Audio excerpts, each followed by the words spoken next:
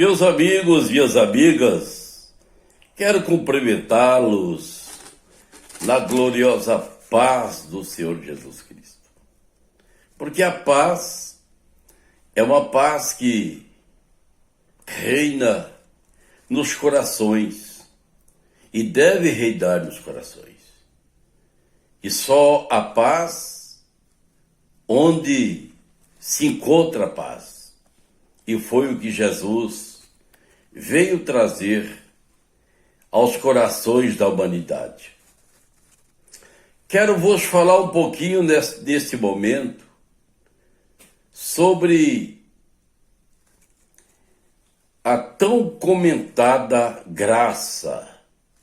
A graça que há em Cristo Jesus tão somente. É tanto que os cumprimentos, as saudações da maior parte dos cristãos, dos evangélicos, que seja da ala mais conservadora, tradicional, ou das liberais, dos neopentecostais, assim sendo chamados, sempre se saúdam paz, sempre a paz. Mas nós vimos aqui aos Efésios, o apóstolo São Paulo nos trazendo uma definição mais contundente sobre a graça. Graça é o favor não merecido. Já diz graça, é de graça. Paulo diz, de graça recebei-vos e de graça dai-vos. Então é a graça que nós recebemos através de Jesus Cristo, sem nenhum merecimento, sem nenhum mérito humano. Aos Efésios, no capítulo 2, versículos 8º, 9º e 10º, dizem assim: porque pela graça sois salvos, por meio da fé. E isto não vem de vós, é dom de Deus. O 9 diz: não vem das obras, para que ninguém se glorie, porque somos feitura sua, criados em Cristo Jesus para as boas obras, as quais Deus preparou para que andássemos nelas. Ficando aqui, nesse primeiro texto, que Paulo traz essa revelação aos irmãos de Éfeso, porque pela graça sois salvos. Mas dar-se para observarmos que a graça, ela está entrelaçada com as obras, nesse mesmo texto, porque a Bíblia não podemos observarmos um texto isolado. Então precisamos ler o texto, o contexto, o que antecede o centro e o segmento. Então nós observamos que Paulo diz, pela graça sois salvos, pelo favor não merecido. A salvação chegou ao homem, não pelos méritos dos seus feitos, das suas obras puramente, porque o homem não teria condição a sós de alcançar a salvação, a não ser por meio de Jesus Cristo. É por isso que Paulo trouxe essa revelação, como também trouxe para os irmãos de Roma, e aqui nós encontramos para os irmãos de Éfeso. Pela graça sois salvos por meio da fé. Mas não tão somente fé. A fé que Paulo traz essa revelação, que em outro momento nós estaremos falando sobre a fé, Não é uma fé natural, é uma fé sobrenatural ou sobrenatural. É um dom de Deus a fé, que é uma dádiva de Deus. E isso não vem de vós, mas é dom de Deus. Então nós vimos que a graça, a salvação que nós alcançamos pela graça, não, Paulo diz que não é pelas nossas obras, pelos nossos feitos, pelos nossos méritos, pelos nossos merecimentos. Quando nós fazemos alguma coisa aqui na terra que soam bem aos olhos da sociedade, das autoridades, nós recebemos certificados de honra ao mérito, pelas obras, pelo trabalho executado por aquilo que fizemos. Então nós vimos que o apóstolo diz, isso não vem de vós. Isso não depende do homem em si, Paulo quis falar puramente, pelos méritos pessoais. Mas é dom de Deus, é uma dádiva de Deus. Mas ele diz, não vem das obras para que ninguém se glorie. Mas o que Paulo quis dizer no versículo 9, não vem de vós para que ninguém se glorie. Porque o homem gosta de se gloriar, de se exaltar, de buscar o seu reconhecimento. Não, eu sou salvo porque eu faço isso, porque eu faço aquilo, eu sou salvo porque eu sou bom, eu sou salvo porque eu dou esmola, eu sou salvo porque eu faço caridade, eu sou salvo porque eu dou assistência às pessoas necessitadas, eu sou salvo porque eu tenho a minha religião, eu sou religioso, eu sou fiel à minha religião, eu sou fiel à minha igreja que pertenço. Paulo diz, não. Não é pelas obras, não é pelos méritos humanos. A salvação ele deixou bem claro. Não é pelas obras para que ninguém se exalte, ninguém se glorie em si mesmo. Mas ele diz, porque somos feitura sua, criados em Cristo Jesus, para as boas obras, as quais Deus preparou para que andássemos nelas. Mas Deus preparou, isso quer dizer, a salvação tem um plano estipulado por Deus para a salvação, ou para alcançarmos a salvação. Paulo diz que é pela graça, mediante a fé em quem? Na palavra de Deus, nas promessas de Deus, na redenção de Cristo, na morte e ressurreição de Jesus Cristo, que morreu em proporção para proporcionar essa graça, esse favor não merecido, para proporcionar esta tão grande salvação, que nós devemos abraçar a Cristo pela fé, para que sejamos salvos.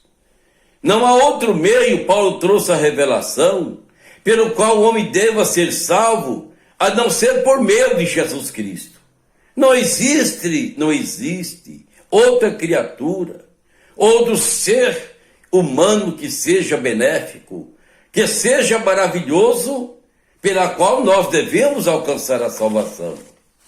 Não existe outra entidade, outro ser iluminado para que revele a salvação ao homem. Aí Paulo traz essa revelação aos irmãos de Éfeso, que serve para os nossos dias atuais, falando que Deus em Cristo, quer dizer, porque somos feitura sua, criados em Cristo Jesus para as boas obras, e não para as más obras. Mas criados como? Por quê? Porque quando a pessoa se entrega a Jesus Cristo, se doa, se lança, faz uma entrega genuína, pessoal a Cristo pela fé, essa pessoa passa a ser abraçado por Cristo, aceito por Cristo, para o plano da redenção, para o plano da salvação.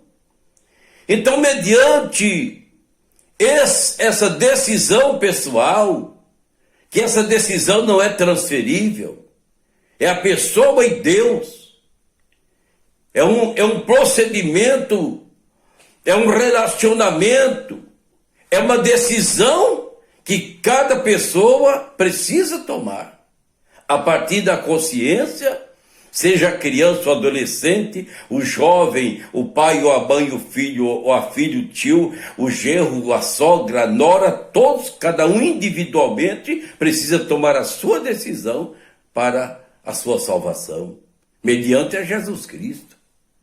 Então nós observamos que Paulo diz, criados em Cristo Jesus. Por que criados em Cristo Jesus?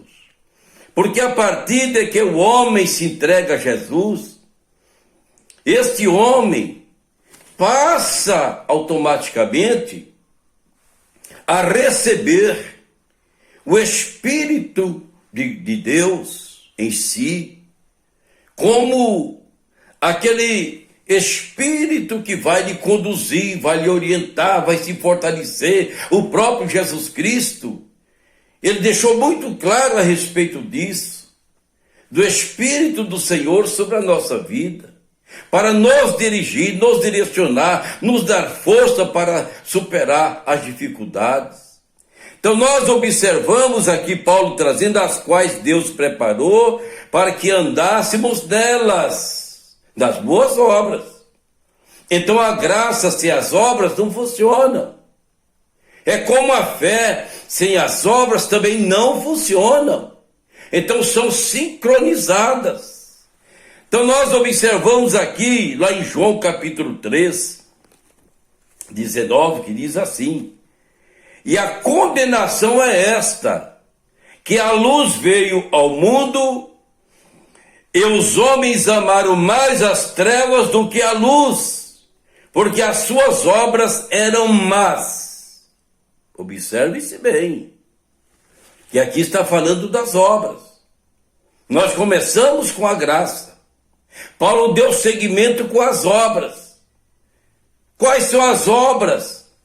As boas obras, as obras da santificação, as obras da obediência à palavra de Deus, as obras da pureza, porque há necessidade da pureza. Os homens que foram salvos por Cristo começam a passar por um processo de um novo nascimento, de uma transformação. Começa a ser gerado por Deus espiritualmente, que os homens naturais não entendem esse procedimento ou esse processo. Observam-se bem os senhores e as senhoras, que quando Nicodemos chegou diante de Jesus, sendo ele um dos principais dos judeus, Jesus disse: Nicodemos, é necessário nascer de novo, nascer da água e do Espírito. Ele estranhou, mas como eu sendo uma pessoa já de uma certa idade, já indo para a velhice, nascer de novo, voltar novamente ao ventre da minha mãe? E Jesus replicou a Nicodemos: você sendo um dos principais dos judeus e não entende essas coisas, Nicodemos. Sabe por quê, meu amigo, minha amiga? Porque as pessoas naturais não entendem as coisas espirituais se não passar pelo novo nascimento. Alguém diz: não, mas esse novo nascimento é que a pessoa vai, depois da morte, ela vai nascer novamente. Isso não é verdade. A Bíblia não traz essa revelação. Porque a Bíblia diz que o homem morre só uma vez e depois virá o juízo.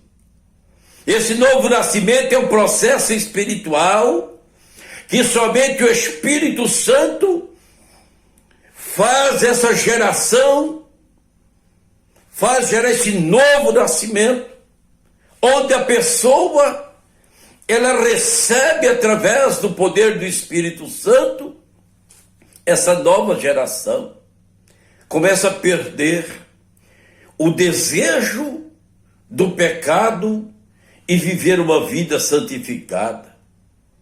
Perde o desejo de desfrutar das coisas passageiras dessa terra, desse mundo, e buscar um reino eterno, um lugar eterno onde Jesus foi preparar para os seus escolhidos, para os salvos. Porque Jesus prometeu: vou preparar-vos lugar, disse aos seus discípulos.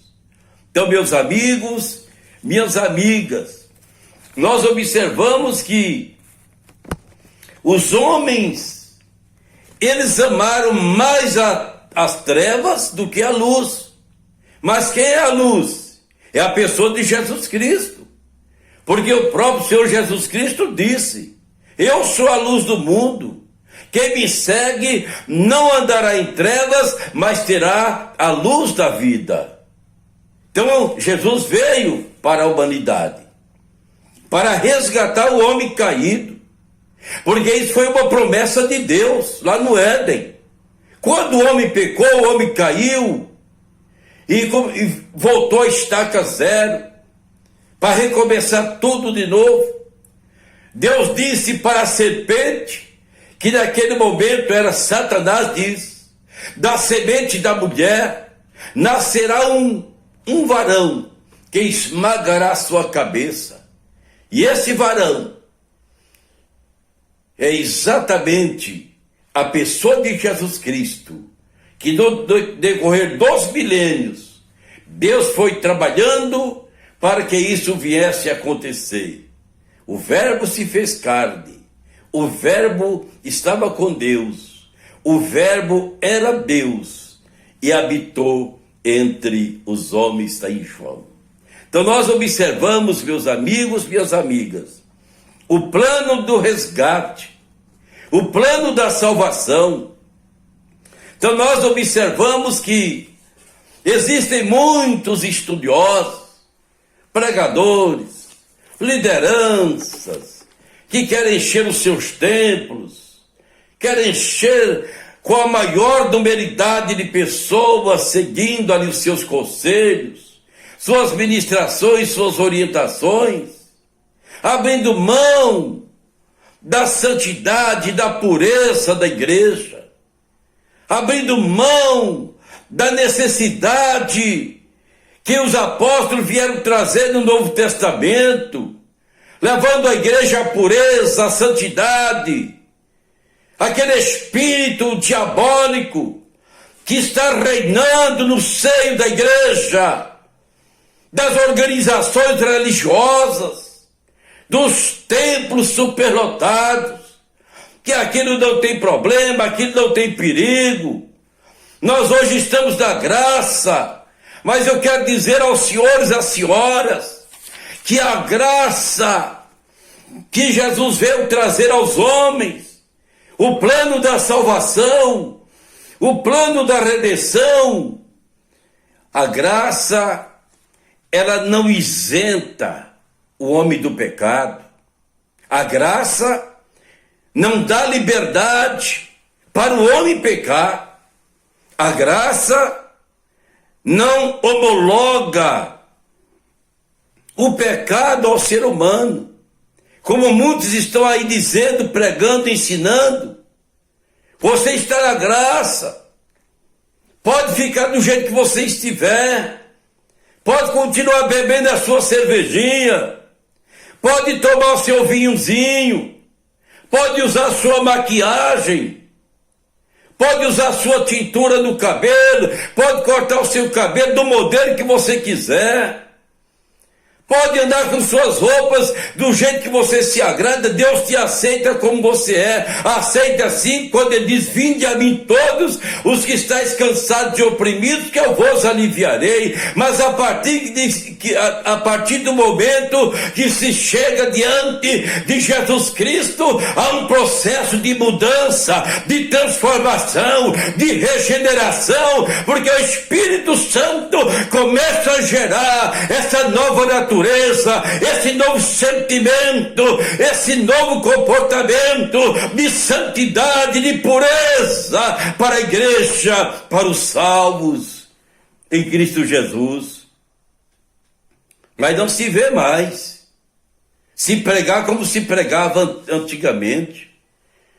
Se pregava contra o pecado, contra a idolatria, contra a feitiçaria, contra a mentira, contra o engano, contra a corrupção, contra os adultérios, contra as prostituições, contra toda sorte de iniquidade. Pouco se prega, pouco se fala.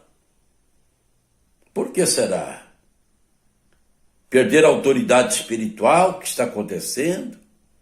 A porta enlargueceu? O caminho se tornou espaçoso? Sim, pode ter acontecido isso. Só que Jesus disse o seguinte, que a porta larga e o caminho espaçoso, o fim é a perdição eterna. Então nós temos vistos, temos observado que o anticristo, o falso profeta, está trabalhando com todos os seus esforços. Satanás tem lançado todos os seus esforços para tirar a igreja do arrebatamento, para tirar os salvos do arrebatamento, para aqueles que morrerem na situação, no estado em que se encontra, não conseguir entrar nos portais celestiais. Quantos acham que no arrebatamento da igreja haverá tempo da pessoa se arrepender? Não dá mais tempo. Na hora da morte, vai ter tempo da pessoa pedir perdão a Deus de todos os seus pecados. Não espere esse momento. É muito perigoso. Pode não dar tempo. E o Espírito Santo conhece muito bem o coração da pessoa. A sinceridade, você que conhece a palavra, tenha cuidado. Não deixe para amanhã. Não deixe para a última hora. Pode ser perigoso você descer para o inferno, para o fogo eterno, onde lá haverá choro, ranger de dentes, gemidos, angústias, arrependimentos, e será eternamente. E depois virá o lago de fogo, que foi preparado para Satanás e seus anjos, onde milhões e milhões já estão hoje no sofrimento, aguardando o juízo final, que será a sentença final, e a sentença eterna. É o que Jesus não quer para ninguém. O amor de Deus é tão grande, que Deus enviou o seu Filho unigênito, para que todo aquele que nele crê não pereça, mas tenha vida eterna. Mas esse crer, não é esse crer que alguém diz: eu tenho fé em Deus, eu creio em Deus, não é suficiente. Isso é o primeiro passo, para você crer na palavra, obedecer à palavra, seguir a palavra, e as suas obras serem conduzidas pelo Espírito Santo, e você será uma pessoa salva através de Jesus Cristo, que veio com essa finalidade. Mas nós, dando continuidade, nós observamos esse texto sagrado. Vamos para Apocalipse, dentro dessa visão que o Espírito Santo tem nos dado.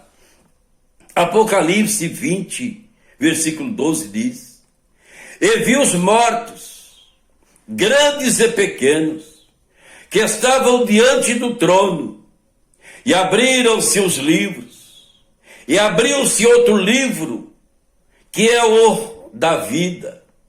Os mortos foram julgados pelas coisas que estavam escritas nos livros, segundo as suas obras. Observam-se bem o amigo, a amiga, que nós começamos falando da graça, mas a graça, ela está sincronizada às obras. Não fique acreditando nesse pregador, nesse pastor, nesse líder, em que você tem ouvido, que se diz seu pastor, que está omitido em falar a verdade, dizendo que pela graça você é salvo e ponto final. Sim, é pela graça, não é pelos méritos humanos. A graça passa a ser os méritos de Jesus, através de Cristo, porque Ele levou sobre si os nossos pecados, as nossas iniquidades, mas os nossos pecados precisam ser arrependidos. Precisamos de reconhecer os nossos pecados, nossas falhas, nossas faltas, nos arrependemos dos tais e abraçar a Jesus Cristo como Salvador para nós sermos salvos. Quantos que estão pregando, que estão ensinando que uma vez salvo, é salvo eternamente? Uma vez salvo, não perde mais a salvação, não vai nessa. Isso é doutrina de Satanás, o que Paulo chamou doutrina de demônios. Uma vez salvo, nós somos salvos sim, mas nós temos o dever de permanecermos na palavra, fora do pecado, ausente do pecado, porque o pecado aliena a pessoa de Deus, separa a pessoa de Deus. O pecado entristece o Espírito Santo. O que o santo apóstolo de Deus diz: filhinhos, não pequeis, mas se pecar, tem um advogado, a qual é Cristo Jesus. Exatamente isso.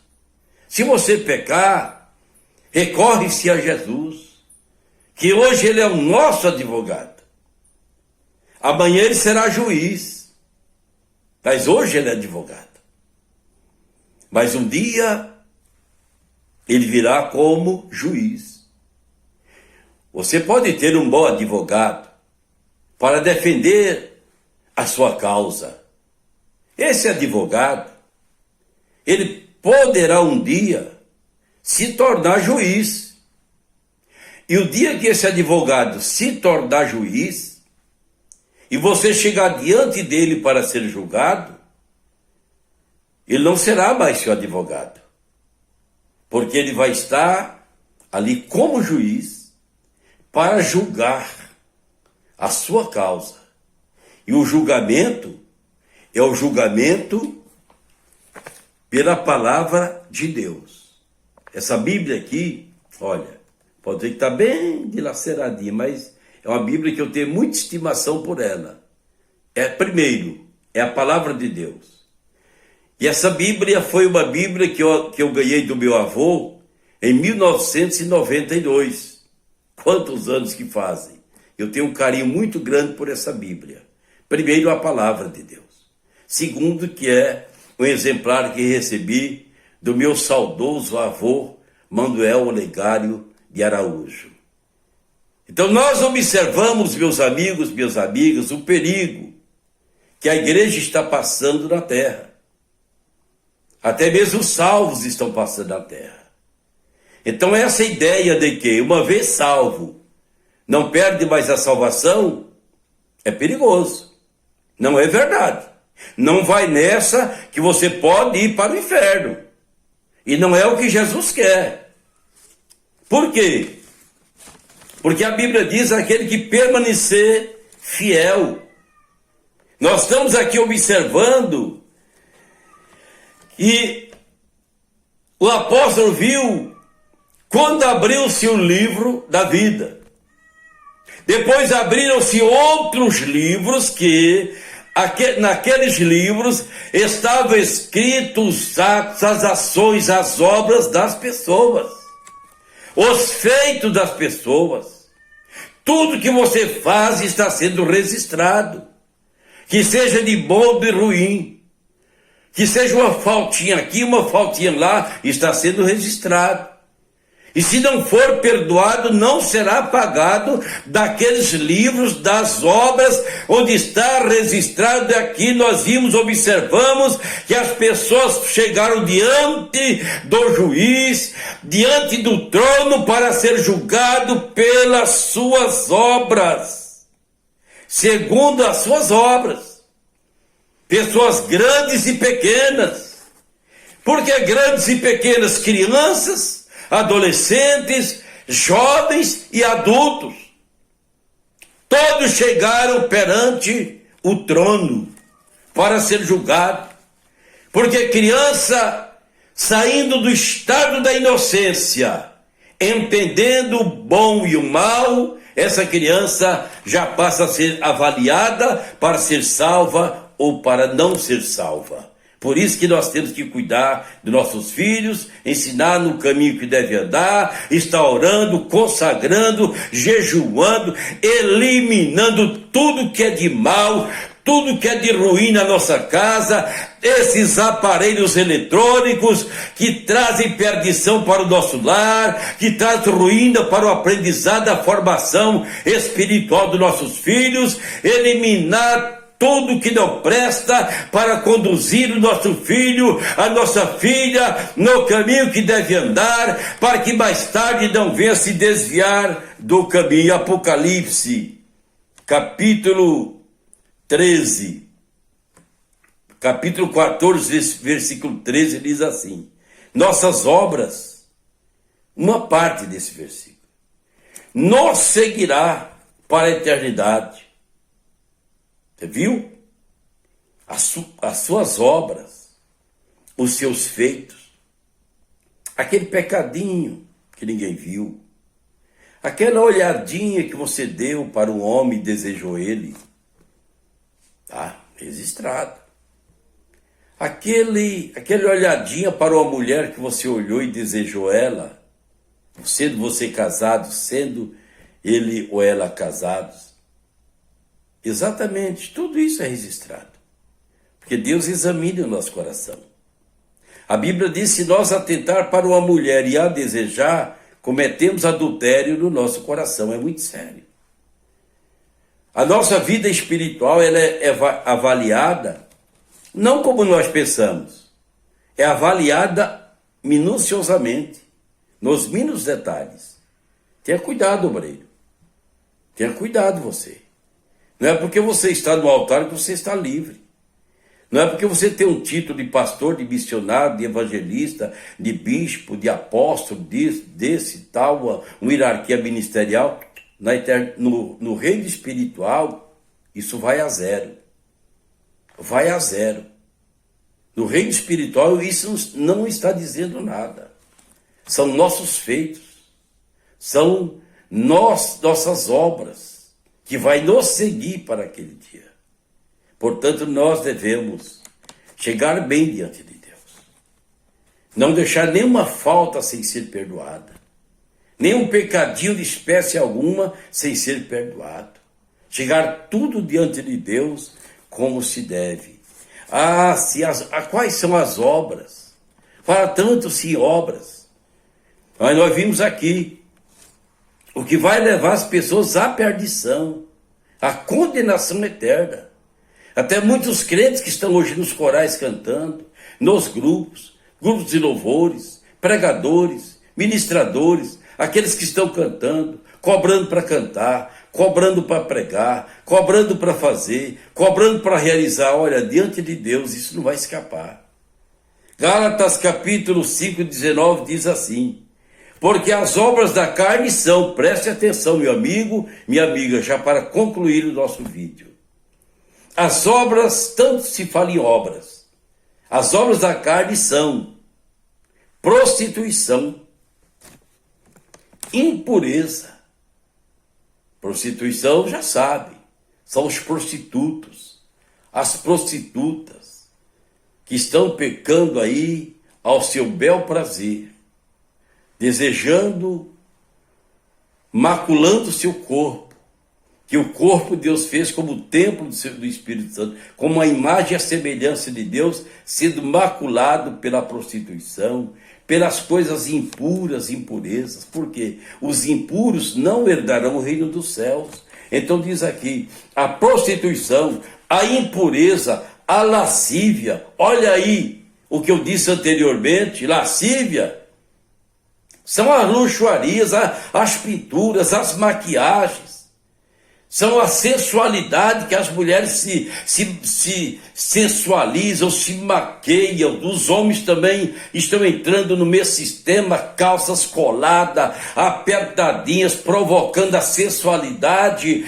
Tudo isso está sendo registrado para aquele dia, meu amigo, minha amiga. Não terá escape diante do grande, diante do Todo-Poderoso. Está sendo tudo marcado, tudo registrado, detalhe por detalhe. A impureza, a lascívia, a idolatria, você que está se curvando diante de imagens de escultura, diante de outros deuses, você, cuidado que você vai descer para o inferno se você não se arrepender e entregar a sua vida a Jesus Cristo e passar a adorá-lo em espírito e em verdade. Deixa toda essa iniquidade. Os idólatras não herdarão o reino dos céus, seja ele a hierarquia que tenha no seu ministério, aquelas pessoas que estão idolatrando outras pessoas também. Não é somente as pessoas que idolatram imagens de escultura, ídolos. Não é somente essas pessoas que idolatram-se com os times de futebol. Você crente, você obreiro, que estão se idolatrando com times de futebol. Cada time tem um demônio, a consagração aos demônios. Tem os seus santos que são venerados. Tenha cuidado, foge dessas coisas. Muitas das vezes nós vimos pais que idolatram seus filhos, é pecado. Os idólatras, os feiticeiros, são aqueles que praticam obra de feitiçaria, inimizades, porfias, emulações, iras, pelejas, dissensões, heresias, invejas, homicídios. E quando se fala homicídios, estão também incluídos tanto os homicidas como também aqueles que tiram a sua própria vida. Estão incluídos aqui entre os homicidas. Aqueles que suicidam-se a si mesmos entram na classe dos homicidas. Então nós vimos aqui os bebedores, os ébrios, os beberrões, estão aqui incluídos nessa classe de pessoas que praticam as obras da carne, os beberrões, aqueles cervejeiros, aqueles dos vinhos, dos uísques. Olha o perigo. Aí continua dizendo aqui, glutonaria, são os comelões. Exatamente, os comelões, aqueles que não podem ver um prato que deseja, aqueles que não podem ver um alimento que a boca já enche de água. Os comelões, os glutões, também são obras da carne, estão aqui, tanto os beberrões como os comelões. Aí diz aqui, e coisas semelhantes a estas, os que cometem tais coisas não herdarão o reino de Deus. Não é o reverendo que está falando, é a palavra de Deus aqui que está nos trazendo essa revelação, meu amigo, minha amiga. Então, não se iluda que você já é salvo.